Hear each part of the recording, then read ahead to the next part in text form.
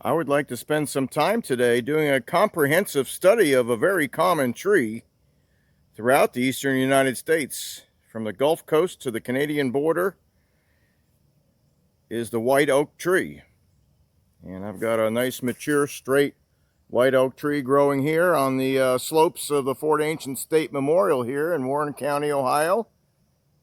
And it's in a well-drained soil. This is not a swamp tree. There are swamp white oaks and other varieties that grow in wetlands, but when you find a white oak tree, you know that the soil is fairly well drained and usually a pretty good soil too. Extremely droughty and fire-prone ridge tops tend to have more chestnut oak or maybe some chinkapin oak.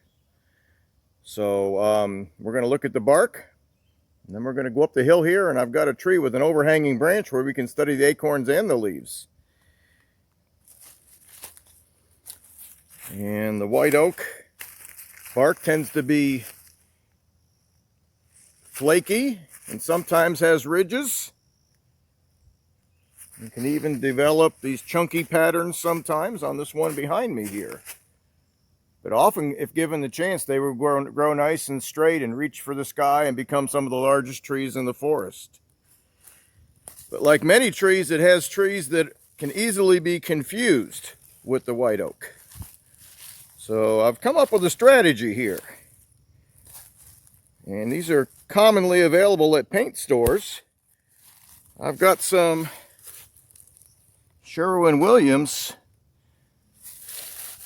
paint strips here where you can pick the colors you like. And what I have here on this white oak tree is called, I don't know if that's going to come into focus, but it's called Icy Avalanche. And it's HCSW 1497. So any Sherwin-Williams store, I actually got these at Lowe's, would have these. And the reason I'm using that today is because the Chinkapin oak is very similar in color and texture and in form to the white oak tree, and they often grow right near each other if the habitat is correct.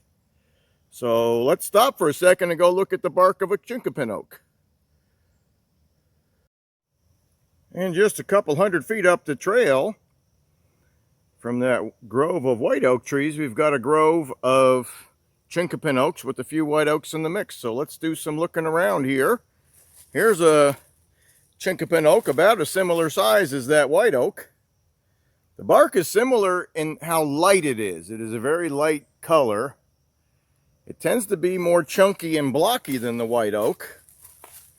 And I'm going to do the comparison with these color strips here. The white oak was this Icy Avalanche from Sherwin-Williams. And the closest match I can find from the Sherwin-Williams paint store for this Chinkapin oak is called Unraveled, which is HCSW 3787. And it's a very subtle difference, but I think if you're out hiking in a place where both of these grow, this would be helpful. These are commonly available paint strips at any Sherwin-Williams store, and I got these at Lowe's, so they're marketing that product as well. But on the left is the Unraveled from Sherwin-Williams, which is the closest match I could find. And on the right is the Icy Avalanche, which matched the color of the white oak.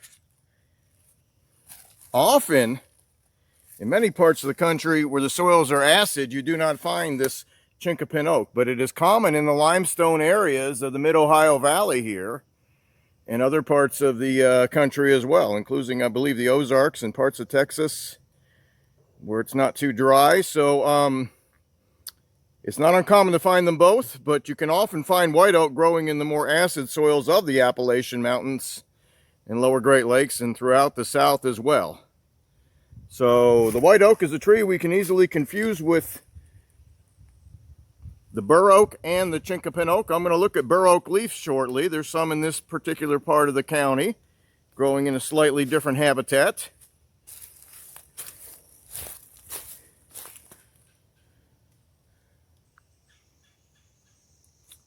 Here's another Chinkapin Oak just right up the trail here, and we've got a white oak behind it.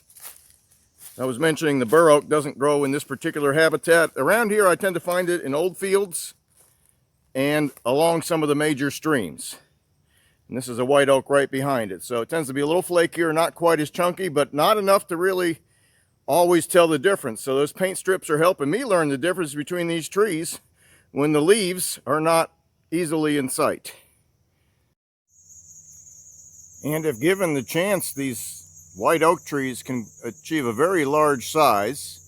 This one behind me here is probably 4 to 5 feet in diameter. Quite old, I'm sure. This is on the mounds here at the Fort Ancient State Memorial, and this land has not been disturbed for generations. So this tree's had plenty of time to grow up. But because they mow the area to the south of that tree, it actually could grow sideways too, like trees often will if they get open sun. Most forest trees don't get this opportunity, but in this particular place, it has. So there's a really large white oak tree here with some overhanging branches. Let's take a look at these acorns and leaves.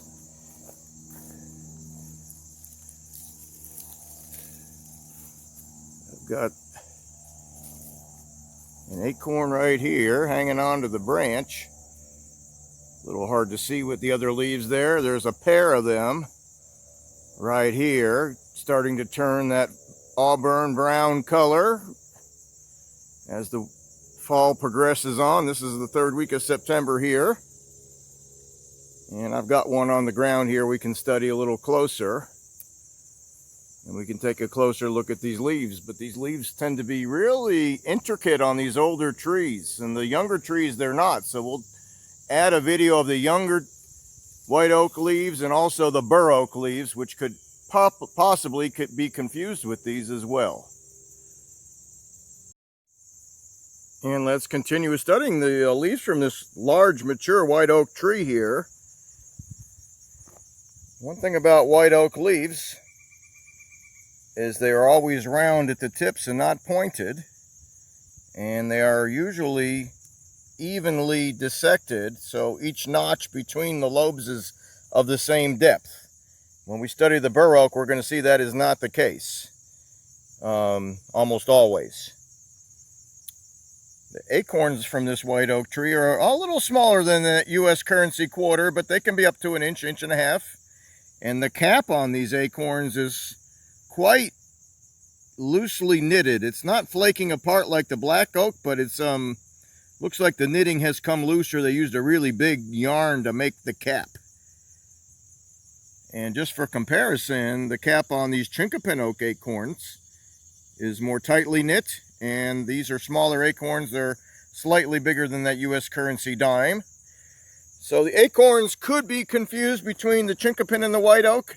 The leaves would not be confused at all. On the left is a Chinkapin oak leaf with a wavy edge or sometimes a pointed edge. It could be easily confused with the chestnut oak, but not with the white oak. So the bark is really the only part of the white oak tree that could be confused with the Chinkapin oak. And the leaves of the white oak could be confused with the Bur Oak. So we're going to tack on some Bur Oak footage in a few minutes, and also some smaller leaves from a white oak tree, from a younger tree that is not as deeply notched. And let's take a look at a white oak tree that's considerably smaller than that large tree I just recorded.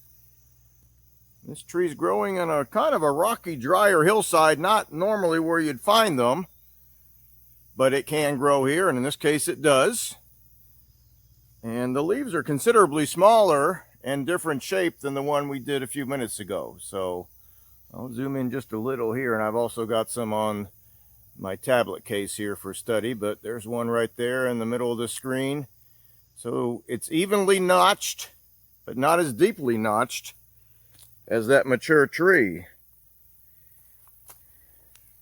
So we've got our rounded tips in our notches, which are all about the same depth, but not as deeply notched as the mature leaf on the right. So we got mature tree, the leaf from the mature tree on the right. This younger tree that's maybe 6 inches around, maybe 30 years old, has leaves that have that rounded tip and rounded notch, but it doesn't come anywhere near as deep. And they tend to be smaller on this tree, although that is not always the case. But the shape on the younger trees of these leaves is often different than that of the larger mature trees. And we do have our Chinkapin Oak in there for comparison too, but really that would not confuse you. Those tips tend to be pointed or bluntly rounded, and the notches are very shallow. It almost looks like waves on the ocean, the Chinkapin leaf. So we've had a good look at the foliage of these white oak trees, and the bark and the acorns, and a tree that can easily be confused, our Chinkapin Oak, by the bark.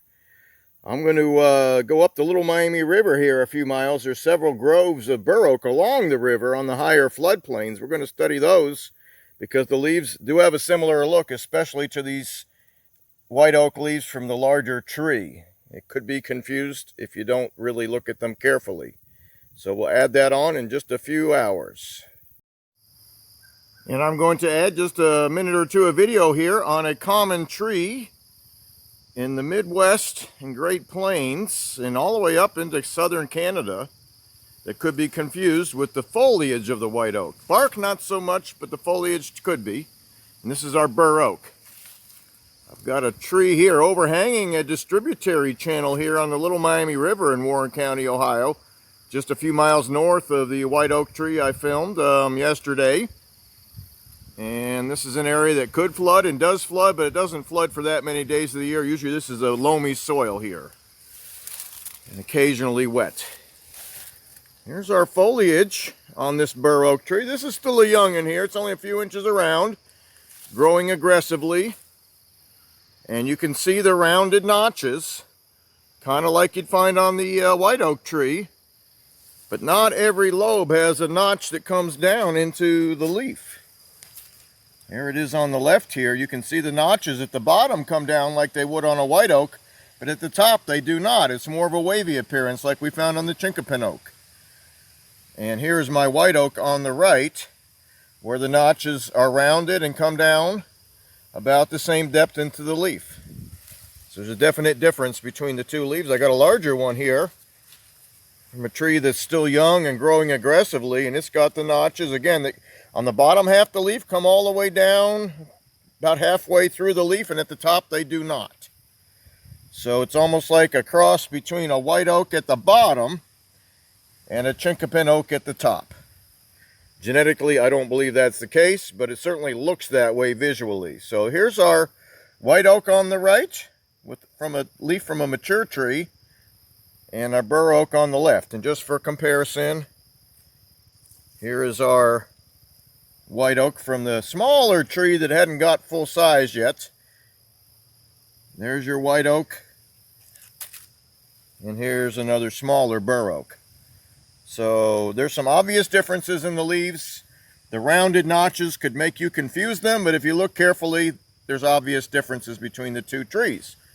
I don't usually find them growing side by side in this part of the Mid-Ohio Valley, but it would be possible for that to happen, especially in places where the ranges overlap and the habitats create opportunities for both trees. But let's put the wraps here on our study of the white oak tree, one of the more common trees in the area covered by this channel.